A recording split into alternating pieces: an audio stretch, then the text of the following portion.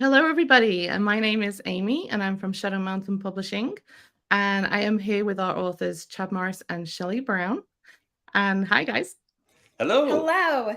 I'm telling people to And go and watch this live. So yeah, we are here and we're going to talk to you today about their upcoming release, The Wild Journey of Juniper Berry, which is a middle grade fiction novel. And I have to say, I am really excited to talk about this book today. Me and just on a personal side note, me and my daughter are very big fans of these two. So we love new books from these two. So we are all ready to go. This book releases what, next week? Yeah, the 15th. After the 15th. So it's almost here. And I know there are some places that are shipping these books out. So, depending on where you've bought this from, you may be getting a copy soon. So August 15th is the date. So it's not long now for this book to come out. And I always kind of feel like, because school is not quite back yet. And so there's still time to sneak in a few more books with your kiddos before back to school. And if you want one, this would be the one to go get. So welcome, everybody who's watching. We are really glad to have you with us. And welcome to Shelly and Chad. I want to start just before we hit off talking about this by throwing out a giveaway, because I like to give stuff away. And so this giveaway today, you can choose. The winner will be able to choose any book that has been written by Shelly and Chad together. So, and there's 5 with this one included, right? So this is your 5th book. Yeah, this is the 5th one. That's quite a few books to choose from. So if there's a book you haven't read by them, or there's a book you really loved and you want to gift it to a friend, this is your opportunity. And all you need to do is comment. There we go. There's all the books. We're trying to show the selection. Multiple choice. There's the selection. So you can choose any one of those if you win the prize. So all you have to do is comment. You can ask a question if you have a question for them today. And this giveaway will stay open until next week, Monday. So you've got tons of time to watch this video and participate. And so let's get going. I really want to find out. Here's the book cover. We've got it here on the screen. And I've got a copy here, so I'm way excited. Tell us a little bit about this book, and let's give us an overview for those who are watching. Okay. So I'm just going to read a little bit from the inside flap. But it says 11-year-old Juniper Berry lives with her family deep in the wild woods. So she lives off grid, and it's pretty exciting. She really thrives in that off grid lifestyle. But her life in the wild ends abruptly when her younger brother gets sick. He gets so sick that they have to move into the city to take care of him, she's got her younger brother and her sister and her mother and father. And so now she's living with cousins that she hardly knows. And it says that she'll have to attend public school for the first time, which is harder to navigate than the wild woods ever was. Juniper feels like a wolf cub separated from her pack. As the hospital bills for her brother start piling up, Juniper knows they'll need to be paid before the family can return back to the woods. And there's nothing Juniper wants more than to just go back home. I mean, society's interesting, but she wants to be home. So with the help of her cousin, Elena, Juniper starts posting videos filled with her wisdom from the woods, hoping to get followers. But what if it doesn't work? And what if the bills never get paid? Not going home to the wild is Juniper's worst nightmare. While she's stuck in the city, she might as well make the most of it, like sticking up for Elena, who's being bullied by her supposed friends, for starters. So it's a story about a girl from the woods who ends up having to move to the city against her will, has these cousins that she didn't even know about, really, because she really, out in the woods, didn't run into a lot of people. It's not that she never saw anybody, but not really.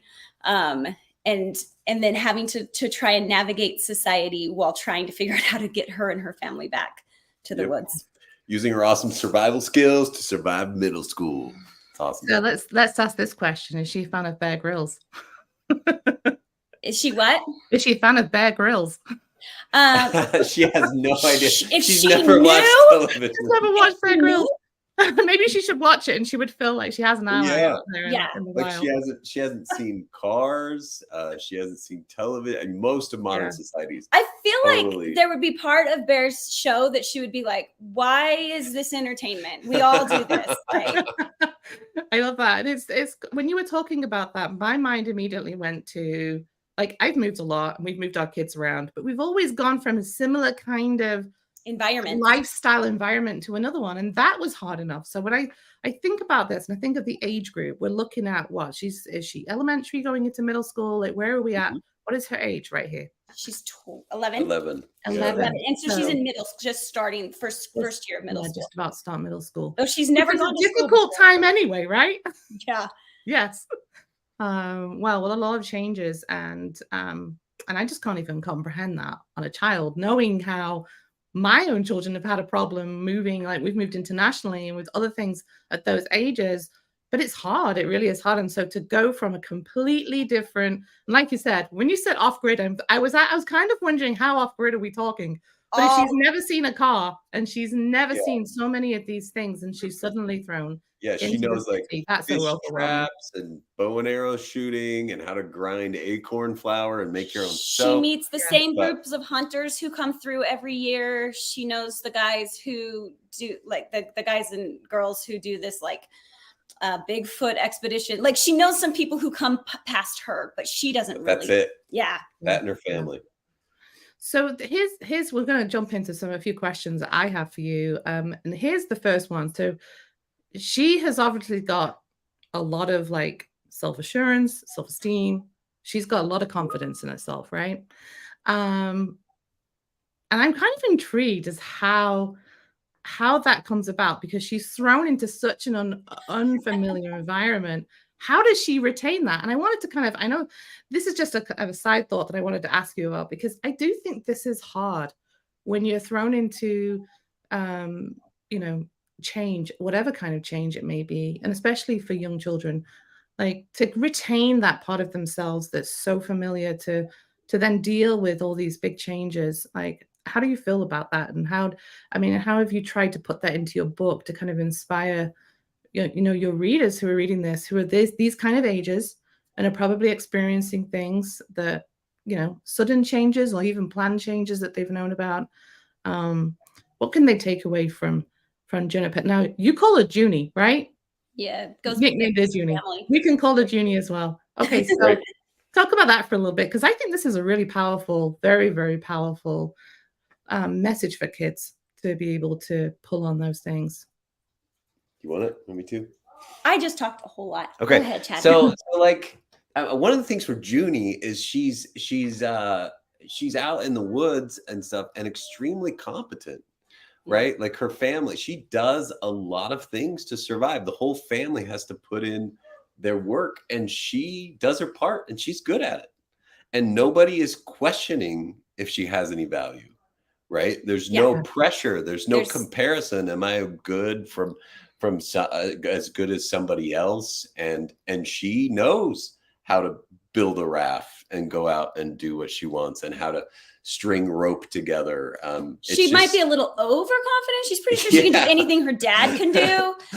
And I don't know if she really can, but and she's just spunky that way. Yeah. And it is really interesting to explore. So what would it be like if somebody is like that and then comes into our modern day society, right?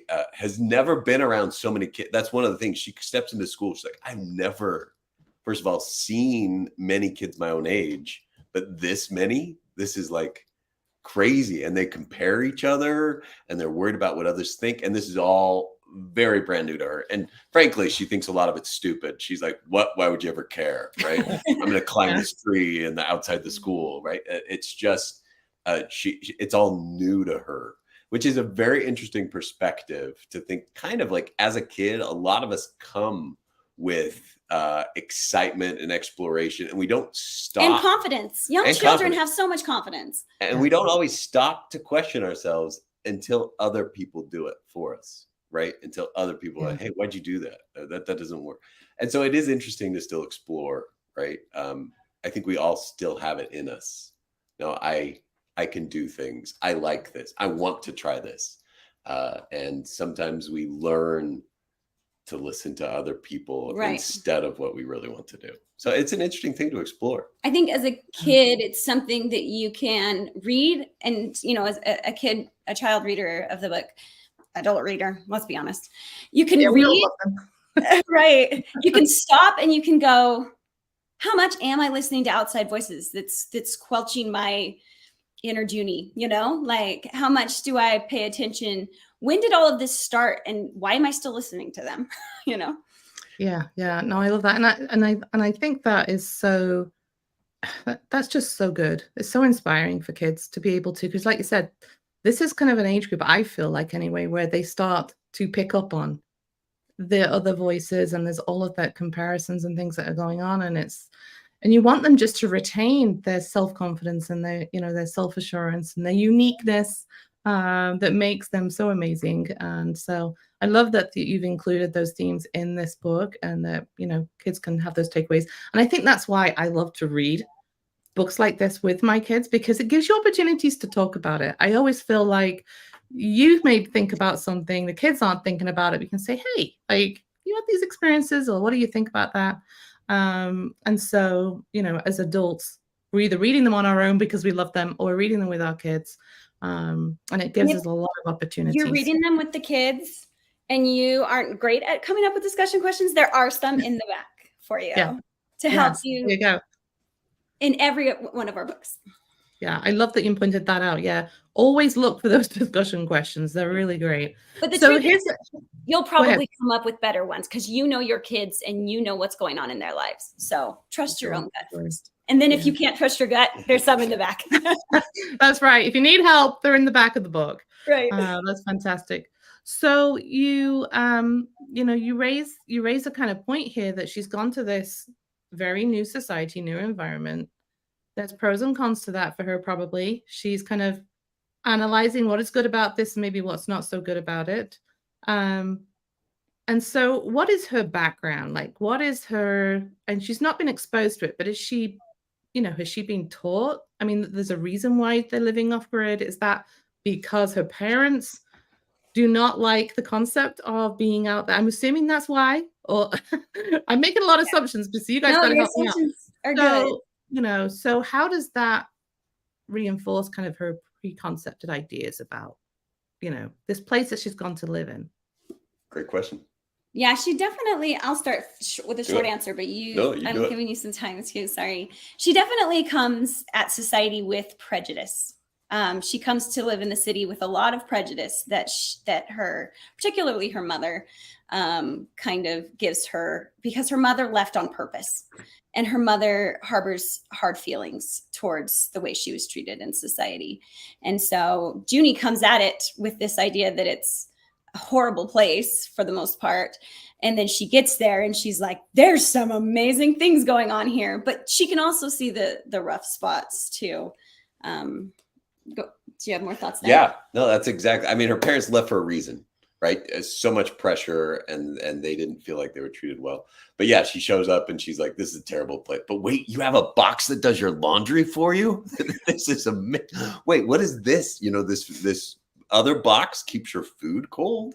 You can store it for several. I mean, she's just amazed by some of the things they have. And then some of the social stuff she has to learn to kind of navigate, and like, that's stupid. That might be okay, right? It's really, it's a move almost to a different world. Yeah. Right. That she lives in.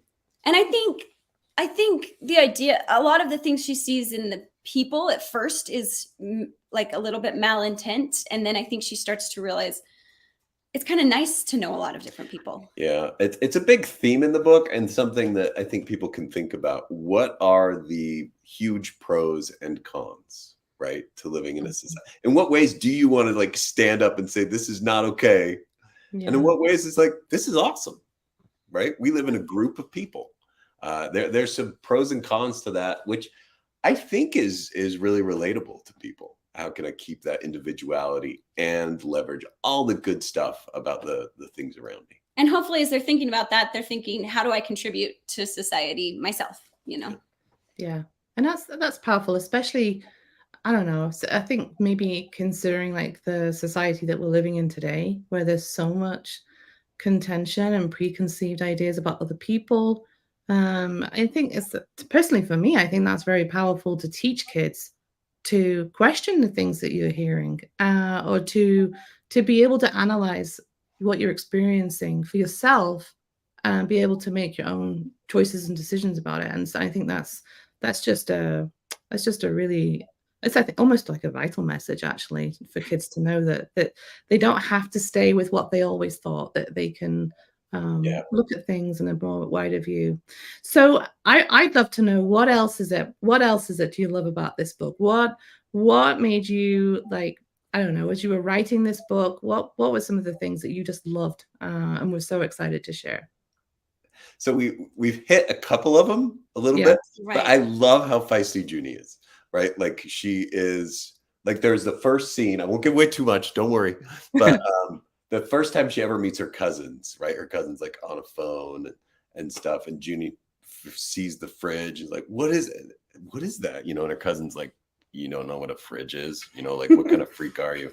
Yeah. Anyway, for reasons I'm not going to disclose, Junie's also holding a goose, right, that she's brought from where she's been. She brought her goose. Yeah. And the cousin's like, and you're here holding a duck. And Junie's like, "You don't know what a goose is? What kind of freak are you?" You know, there's kind of this back and forth between, you don't know my world and you don't know my world, and which one's better. And I love that she is just so confident and great. And I think kids like that. But also, something about Junie that I love is she also wants to know how everything works. And she's like, "Well, how does the fridge work?" Right? Because she builds a lot of things on her own and knows exactly how it works. And the kids, like, actually, I have no idea. I mean, if you think about her world, she probably knows how pretty much everything in her world works, because you know, even if she doesn't know, somebody built it so her parents can explain it, etc. You know? Yeah. And so she wants to know how the fridge works and how the microwave works.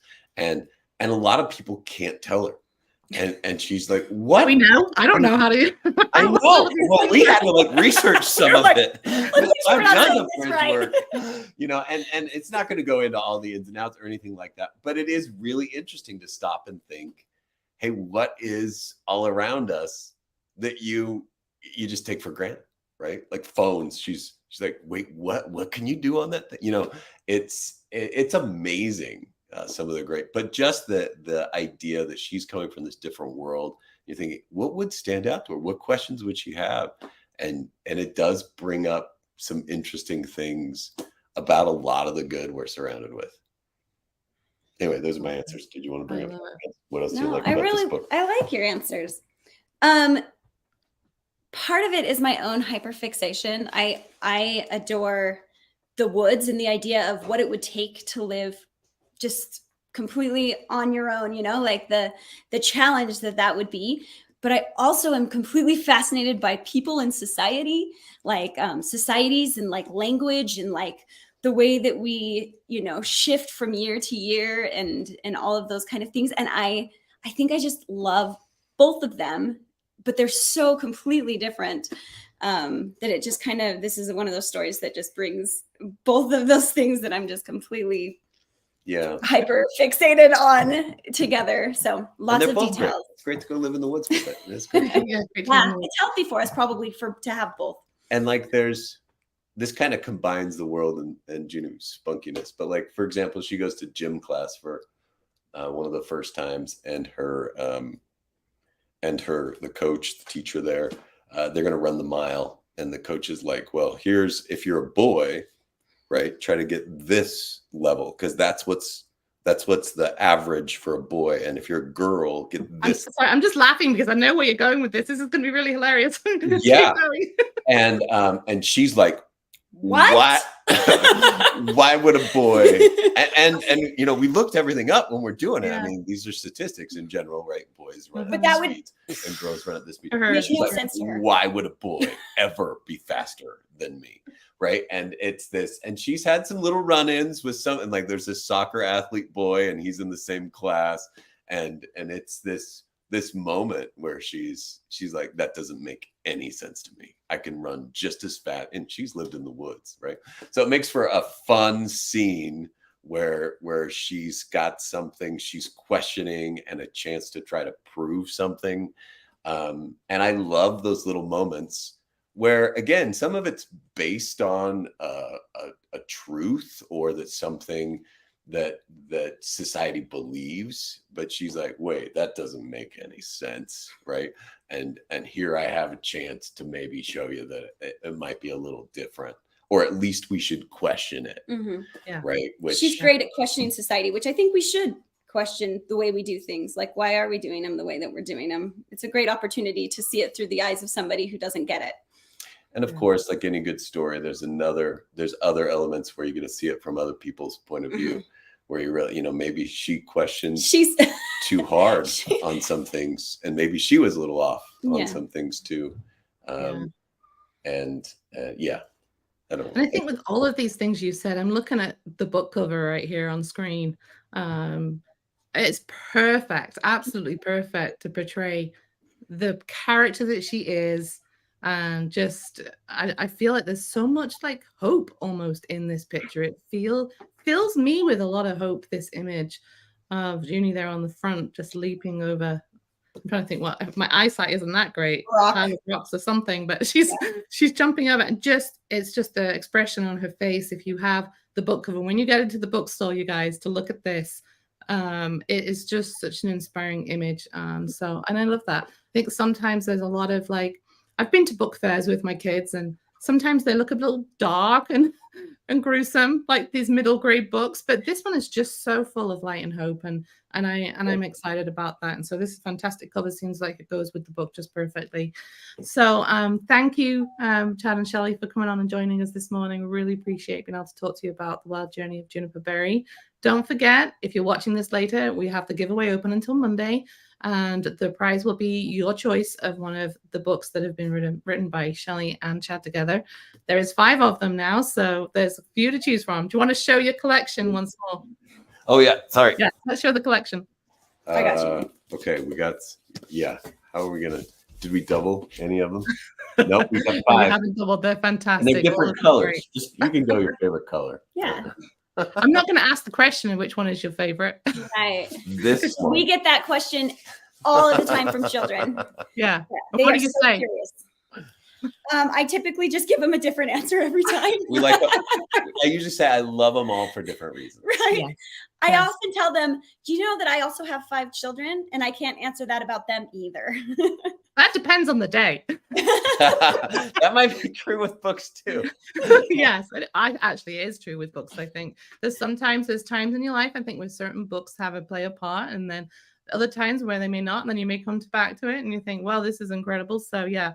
But that, I'm not serious. I'm not expecting you to tell me which one is your favorite, and you could just say all of them and we would be fine with that. So anyways, thank you for coming on and joining us, guys. Look out for this book. It is available August 15th, but maybe you will see it in a store between now and then. It's getting close. Grab a copy, order it from the library, request it from the library. If you live near a library, put it on your want to read list with Goodreads, and enjoy this book with your kids. This is fantastic, and we just can't wait. Thank you, Chad and Shelly, for joining us. Bye, everybody.